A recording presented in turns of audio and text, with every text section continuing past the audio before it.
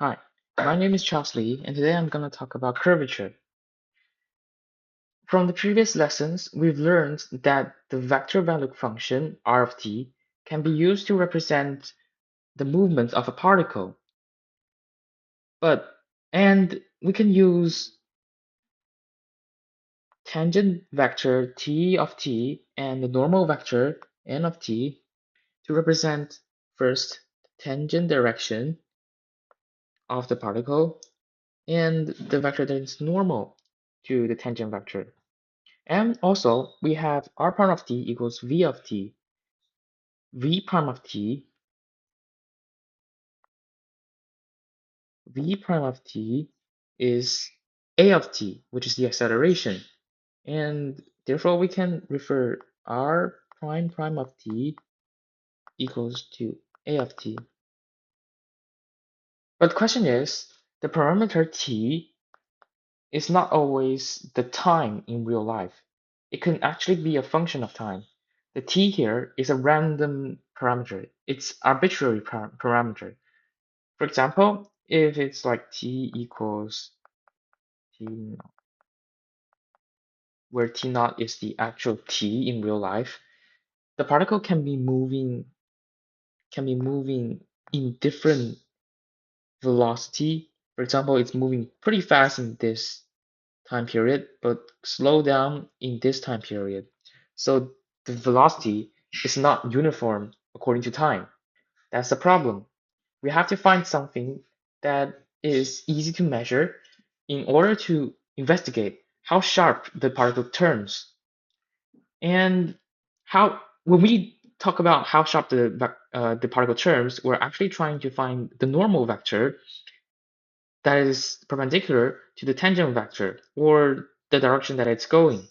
For example, an or n of t. What parameter should we use then? Here we should use the distance s of t, which is represented by this formula, because it because the distance is actually easier to measure than the arbitrary parameter we have no idea about. If we take s of t and take the derivative of s of t as prime of t, we'll get the magnitude of r prime of t, which is r of s, which is r of s. It's not actually R of S actually. We can use it to get the magnitude of R of S because the magnitude of R of S is dr over ds, which is dr over dt times dt over ds. And by using this formula, we know that they are reciprocals. So they're if they multiply together, they get 1. So the magnitude of r prime of s is 1. That's the advantage of using s as a parameter. And we can get t of s equals to r prime of s over the magnitude of r prime of s, which is actually r prime of s, because the magnitude of r prime of s is 1. Also, we can use this to define the normal vector on t of s, which is t prime of s over the magnitude of t prime of s. And because t of s is actually having the magnitude of 1, which is because it's equals to r prime of s. So this actually equals to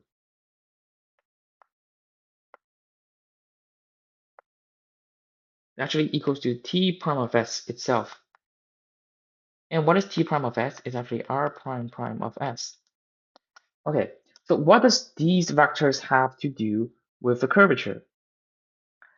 Let's see when let's see this path that the particle is moving on a random path.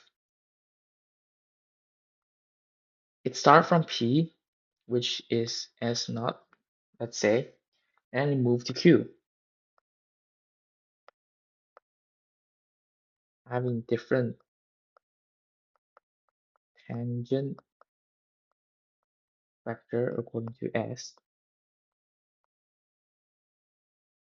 So an idea is that if you take 3 points on the path, there must exist a circle because the 3 points are coplanar and they're nonlinear since the path is curving.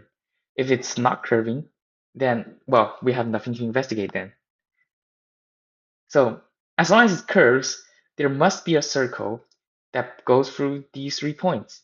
And if there is a circle go through these 3 points, if the points get closer and closer, we might get a tangent circle on a certain point P. With this idea, we try to find that if there is really such a circle. So let's see what a circle looks like. For a circle, let's investigate the easiest part. When the circle, it's centered at 0, 0, we can actually pull the idea of polar coordinates, which gives you c of theta equals r cosine theta. This represents the points on the circle. And if you take the derivatives,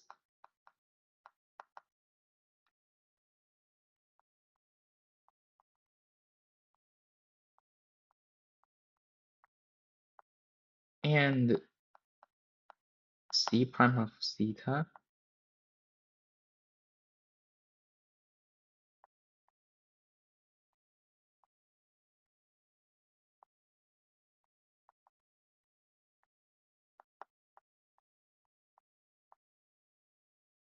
it has such properties. And what does these properties have to do with circle? Well, with the curvature. Well, examine this diagram. If we want to find the circle, then this circle must be on the line that is perpendicular to T of S. Also, it should be on the line that is perpendicular to Ts plus delta S, which gives you a circle that looks like this.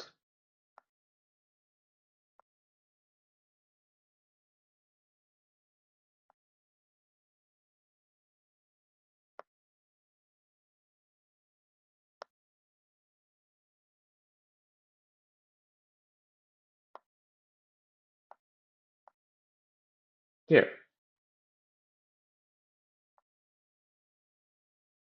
if we also use vector to represent this circle, then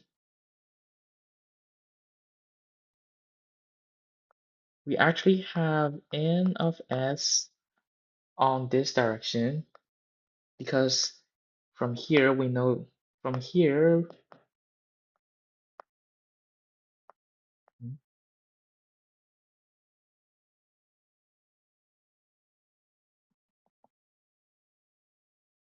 or it's not working. Okay. From here we know that n of s is perpendicular because it's normal to t of s, because t prime of s is normal to t of s. Why? Because t prime of s has a magnitude of 1. So therefore, we can actually write the normal vector on it. And what's the next step? We try to represent this circle, the center of the circle,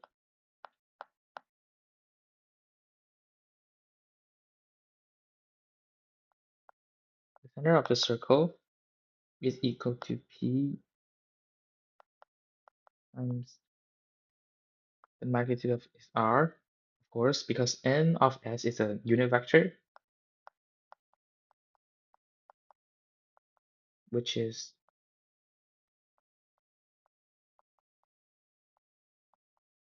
and the whole circle can be represented as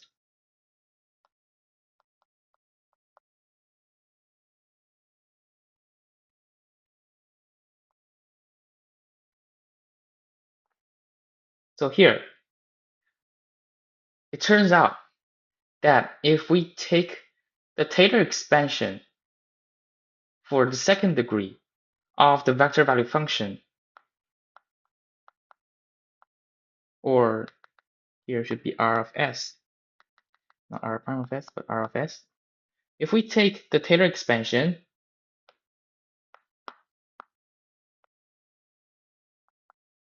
we will get on s equals s naught, we will get this. Uh,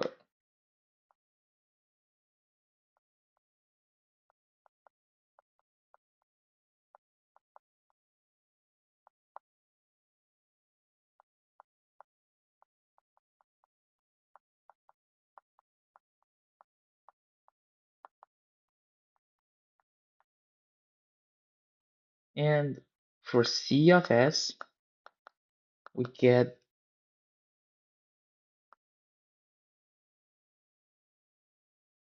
e s naught plus plus.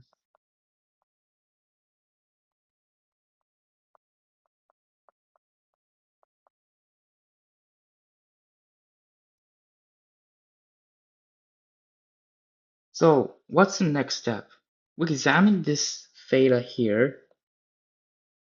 Theta is actually here, it's theta s over r, which is s minus s naught over r. So c theta is actually c r theta s over r, which if you take the derivative, you'll get this. Therefore, if the circle wants to represent the vector value function, then we have to let c prime of theta having the same magnitude as r prime of s naught. And they're, of course, they're in the same direction if you calculate it. So therefore, r s naught equals to,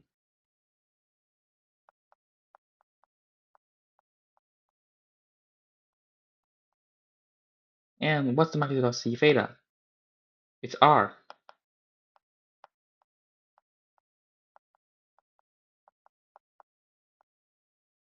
We get r prime of s naught equals to 1 over r.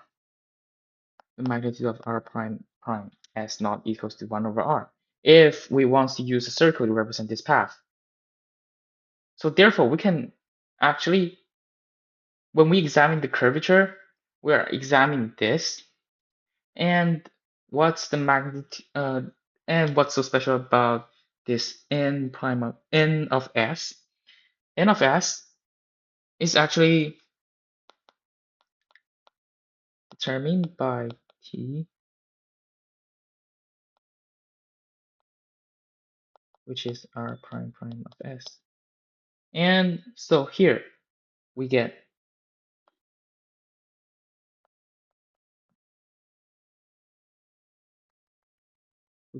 that its altitude is r 1 over r. So we can get the magnitude. With the magnitude, we can determine how sharp it turns. Using algebra seems to be a big abstract if we want to determine the curvature, but it's actually very accurate, and it's very, we can use it, but we can use this to prove by epsilon delta. But a simpler way to do this whole thing is, you see, we already found the circle. So let's examine this circle more closely. This circle, if we take t of s, the vector t of s, and the vector t s plus delta s, and also this delta t here. This is a triangle. This is a vector triangle. Next step, we took this vector, or like this side, which is r times n of s, course magnitude. Also that side, r times n, also the delta s, this is delta theta. Remember that t of s is always 1 because it's a unit vector. So therefore, we can actually get two similar triangles. As delta s approaches 0, they can be treated as a straight line. So these two triangles are similar because they're all equal at they have two equal sides, and these two angles are the same. So therefore, we can list the relationship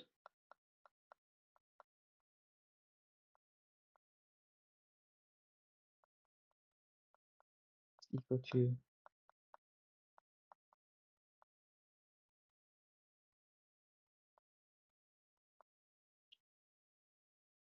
the magnitude of t of s is 1. R times the magnitude of n of s is r.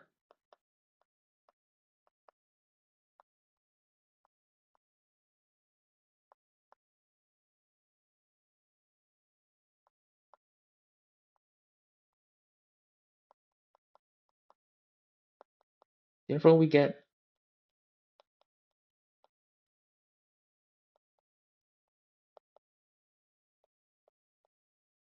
remember it happens when delta s approaches 0, so that we can use the similar triangle.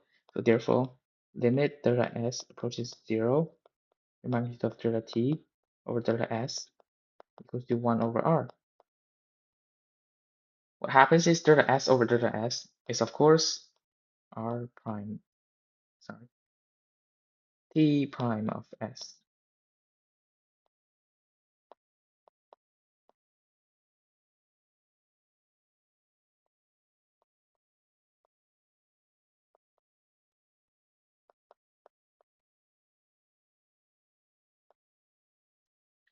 Because we don't want a variable to be on the denominator, because well, if it doesn't curve at all, there will be no r, that r equals infinity. And also if it curves so much, r might become 0. So we don't want that to happen. We actually define 1 over r equals to k, the curvature. Why? Because if k goes bigger, that means r becomes smaller. And when r becomes smaller, you can clearly see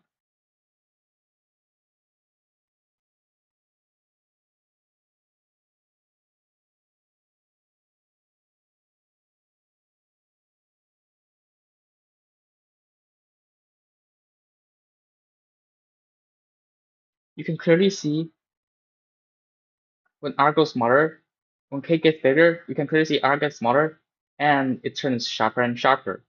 So therefore, we explain where does the k, the curvature, comes from, rather than just defining it as the magnitude of t prime of s. With that in mind, we can examine some more formulas on k, which is magnitude of t prime of s, which is dt over ds. We can divide dt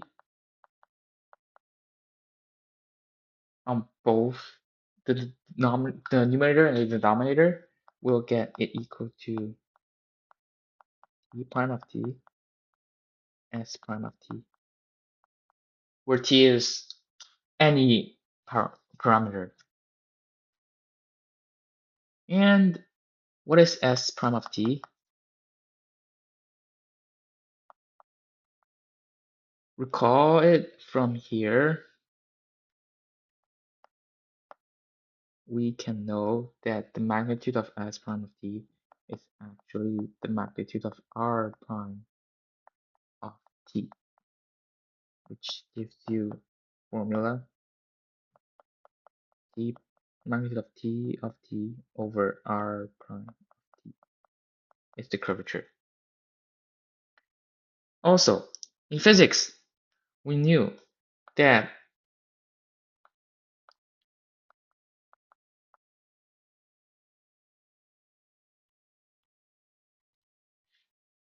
that the centripetal acceleration is v squared over r. If I write it in curvature, that's k v squared.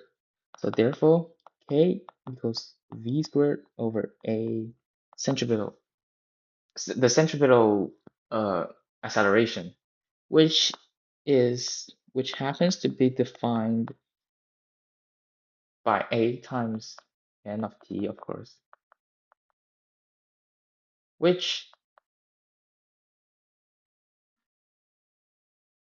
is, oh, sorry, it should be reversed.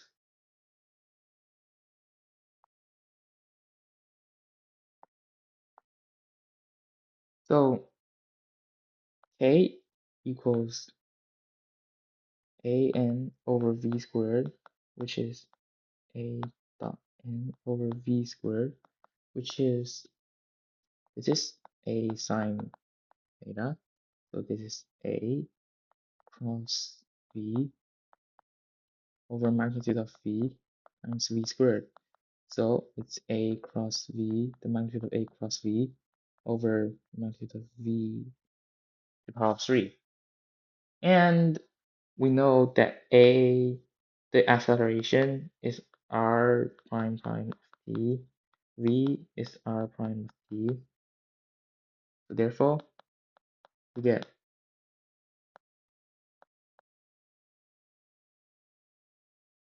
we can get the formula for k. K equals r prime of t cross r prime prime of t magnitude of over magnitude of r prime of t to the power of 3. When do we use the first formula and when do we use the second formula? Well, my personal suggestion is when you find r prime of t to be something like I plus tj, and the magnitude becomes something not that easy to handle, you can use the second formula. Otherwise, you can use the first formula because it's easier. We can do an example. Find the curvature when rt equals to 2ti plus t squared j minus 1 over 3 t cubed k. Find curvature. Well, first we take the derivative because using either formula, we need to use r prime of t. So we take the derivative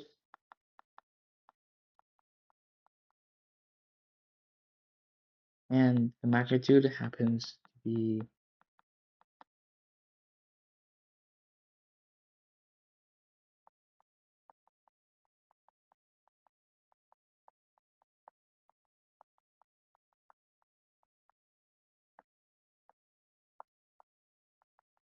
t squared plus 2. Well, this is easy to handle, so we better use the first formula. So we try to find t of t, which is r prime of t over magnitude of r prime of t, which is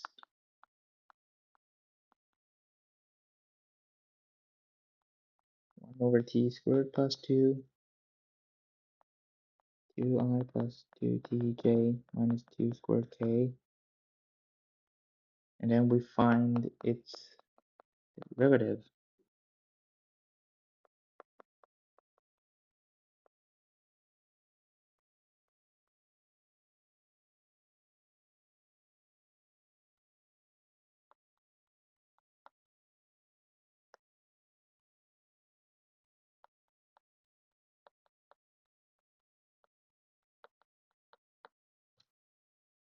After we find its derivative,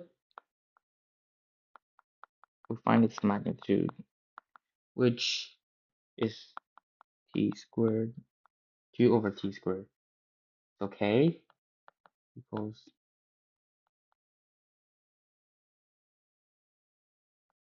t squared, t minus t squared, t prime of t over r prime of t, which is squared plus 2, squared plus 2, which is 2 over t squared.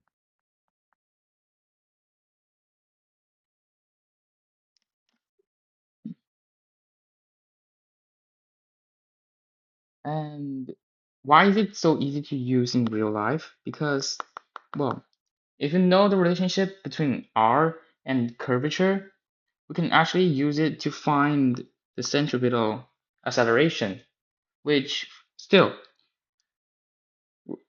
find the centripetal acceleration for r of t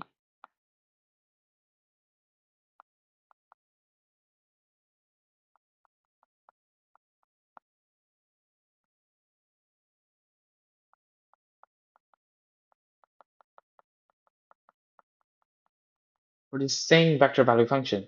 Well, from the last example, we find the curvature. Therefore, we know that we know 1 over r or k equals 1 over r equals,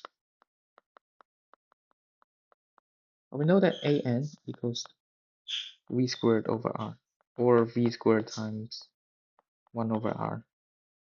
That means we only had to find v squared, and v squared, v equals r prime of t, which is 2i, oh, it should be 2ti plus t squared.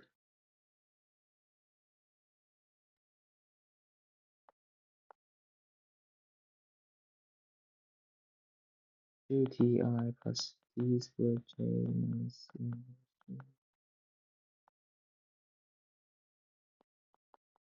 We can get its derivative or the velocity, and v squared is of course magnitude squared for r prime t squared for t.